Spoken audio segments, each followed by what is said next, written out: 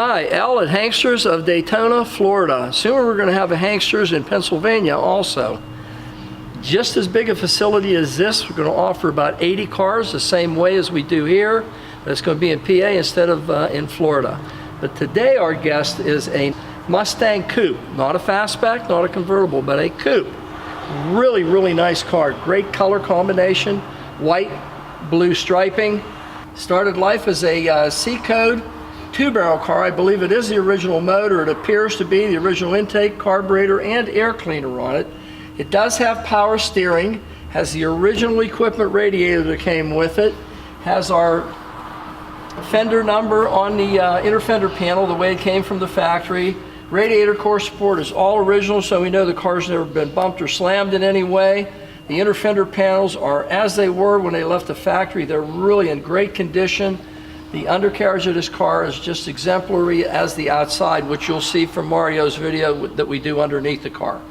But the engine compartment is as it left the factory in 1966. New wires, new hoses, everything brought up to today's standards, but appears to be just as it left the factory with all the correct stickers and everything. Okay, Ford racing colors, white with blue stripes, Guardsman blue. Great looking car. As you can see, the hood to the fender gaps are really, really nice on this car. Ford designation in the front, molding across the front, really, really nice. The grille area, including the pony going through the center, is all new chrome front bumper. Front pan has the stripes continuing down under the way they should be, like on a Shelby car. That's the way it's striped. Really a great looking front end. There's no marks, no chips on anything. The paint, the fit, the finish, everything that you see on this car is just really, really nice. It's a great looking car in a coupe. Okay, going down the driver's side, the gap of the front bumper to the fender is really, really nice on this car. Fits very well. 289 designation on the front. Style steel wheels, which were an option in 1966 on these cars, with BFG radial. Excellent combination. You can see the fit of the front fender onto the door is really, really, really nice. Our Mustang designation and the striping down the side, which would be correct for a GT, although this is not, but that's the type of GT striping that they did come with. The correct wiper arms, different style blades, but still an era correct type of blade. Standard windshield, no tint in this particular one. Molding around the window is very, very nice. I don't see any, well, a couple of little tiny dents here. One here and one here. Probably won't see them in the video, but they're there. Drip rail molding, a little tiny one there. A couple more little tiny ones. Again, you probably won't see them, but they're there. Roof's nice and straight and flat. No dings or marks are on it anywhere, nowhere. Finish is really great on this car. Mirror on this side doesn't have any pitting in the chrome. Driver's side door is really, really nice. Goes onto the quarter just as it should. Chrome on the door handles, very, very nice on this particular car. Interior of the car is very nice condition. The seats all appear to have been completely redone, which you'll see in Mario's videos and his still pictures, high resolution that you can look at. Automatic on the floor, correct 3-spoke Mustang steering wheel, all the correct gauges and dash in this particular car. Real nice straight car inside, real nice. Windows, as you can see, fit very nicely. The whiskers around the tops of the doors, again, very nice condition. Going back to quarter panel, a lot of these are corroded and pitted up. This isn't, this is brand spanking new, it looks good. Fender wells are real nice. They all appear to be all tin. There's no mud or anything in them. Absolutely the way they were from the factory. Okay, around the back end of our 66 Mustang, you can see that the deck lid is just like the hood. Fits very, very, very well. The gaps are absolutely as nice as you would ever find on any car. This car is really a straight car.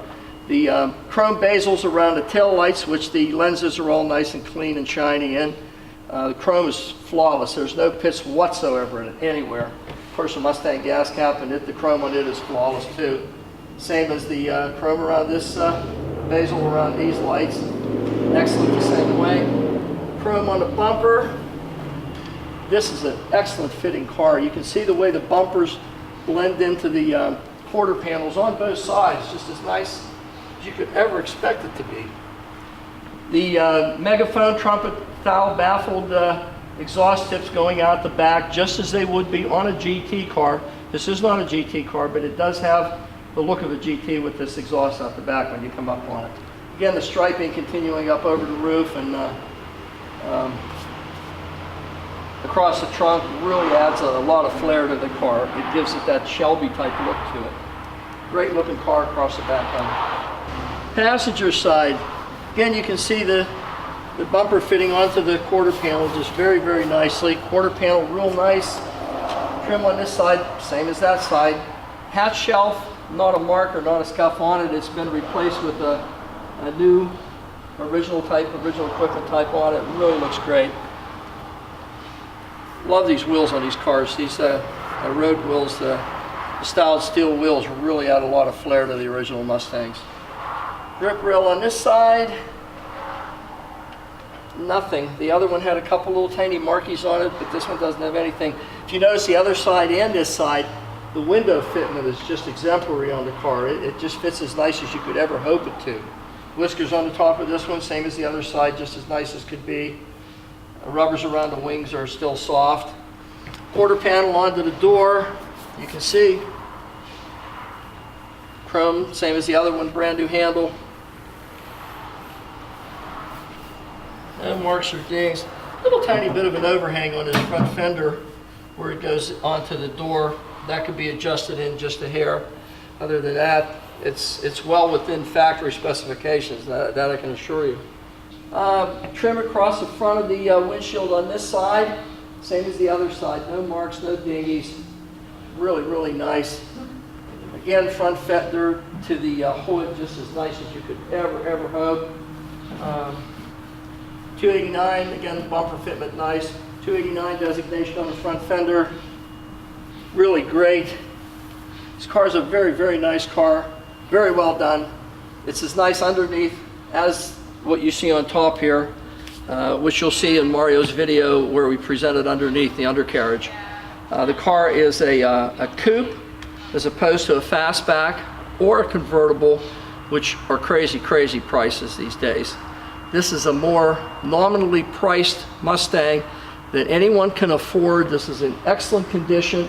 It runs out well. It's a real C-code car. The engine appears to be all correct in every way.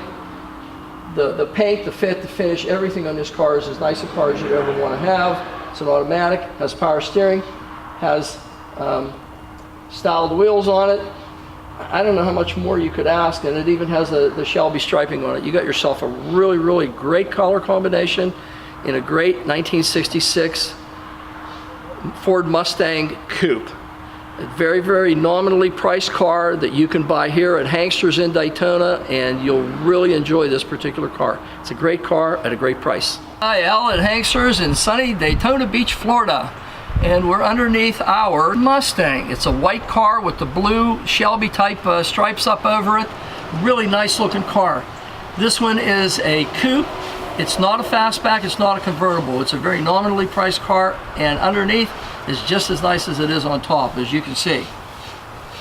This car has everything new on it. New brake lines, new fuel lines, new starter, new fuel pump, new cooling lines for the transmission. Tranny's just been out and serviced. You can see everything's fresh and clean. The motor's been a complete rebuild. You can see it's been out of the car. Everything's freshly painted. Power steering car. No leaks on the engine, no leaks on the transmission. Drum brakes in the front. The car is really, really a nice straight car up front. I don't see a single thing underneath here. New pitman arm, new idler arm. Great looking car. Still has the tags on some of the brand new cooling lines and brake lines that we have on the car. Also, the fuel lines are new. Parking brake is hooked up and it's functional. The cables are new going toward the back. Cast iron manifolds with a 2-inch primary pipe coming off of them with the H-pipe crossover. So it gives you another 15 horse Mopar engineered, by the way. Floor pans on the car are just exemplary. You can see that there's no bends, folds, dings, and nothing that you can say negative on these floor pans. They're really, really nice. There's one little tiny ding here I just noticed. Looked like somebody had a jack there that he started the jack up and then decided it wasn't a good idea and moved it. But that's the only mark that I can see on the floor pans. Subframes are all solid. All the pinch welds are nice and visible and clear yet. You know, no rust, no deterioration. One little jack mark here on the subframe that you can see. Very, very minute. Exhaust, as you can see, is brand spanking new the whole way. And again, you know, the floor pans where they transition onto the rocker panels, the welds are real nice and clean on them. A very, very nice, nice car back this far. We're back into the rear floor pans. And other than that one ding I showed you on the pan, I really don't see anything else. You can see all the spot welds. You can see pretty much everything on the floor pans. It's nice and clean and crisp yet.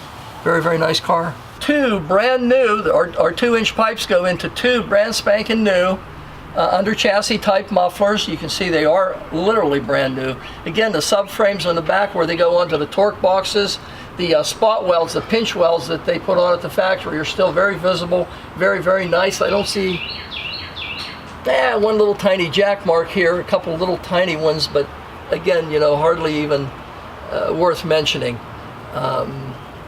U-joints appear to be fresh. Pans in the back are nice as can be where they transition up onto the floor, the trunk floor pans. 8-inch Ford rear, drums in the front and drums in the back as Ford would have had them in 1966 for a standard Mustang. Air shocks on the back, brand spanking new ones. 1 3/4 pipes transitioning out of the 2-inch mufflers, and Mario will show you shortly here when he moves back a little bit, but they go into 2 resonators before going out into the megaphone type GT style stainless tips on the ends of the tailpipes. So it does have a GT look back end to it. Stainless steel apparently, gas tank, new sending unit, new wiring, new with the tags on them yet, fuel lines going toward the front. Brake lines, everything on this car brake line wise is brand spanking new. Leaf springs, drop downs in the quarters, just nice and clean and fresh looking. I don't see anything underneath this car that we can say a negative on. I really don't. What's nice about this car is it's nice on top, it's great interior, it's a great color combination, and it's fantastic underneath. This car is just as clean and nice underneath as you'll see the videos that Mario shot on top of the car where we do our presentation on top. It's not a fastback, it's not a convertible, so it's not going to be $40,000. You have to look at this car. It's going to be so much cheaper than you think you can buy the car for. It's a great car, it has power steering, it's a V8, it's a C-code car, 2-barrel, 289. This car is just a really, really great representation of a 1966 Mustang Coupe. Great color combination, and you'll absolutely love the car, underneath and on top.